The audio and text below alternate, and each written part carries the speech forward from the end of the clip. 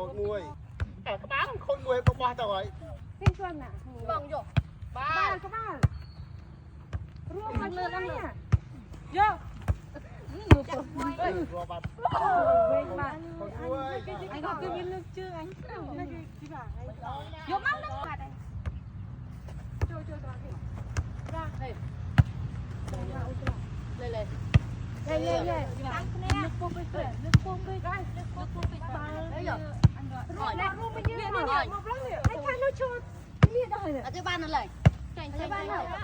Buồn ruộng từ mày. Chị lấy Mình lấy phần nào màu này. Bon ruộng. Nên là vai phi mất thế là. Tiếp bên rồi. bay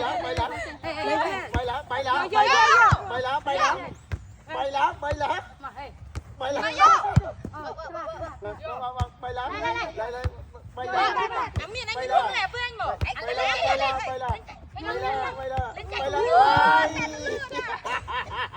Hai mươi điện, 20 rồi, 20. Sụp mùi mơ, mỏi khôi mơ. Bây giờ giặt. Rùa cho. Ok. Giờ, khôi chết lắm. Cho. Chùm ru mà nó tay thay chùm ru chanh. Chui. Nấu, buồn nấu. Nấu về mà hát à. Má. Mà cam nước mình chơi tầm miếng này ta đặt lại ai.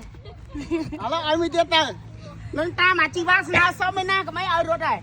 Mới tiết rồi. Ở sâu lên à. Ở sâu lên này.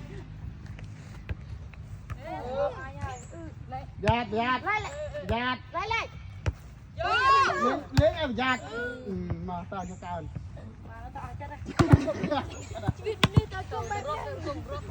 Cùng lên ở trên ăn xì.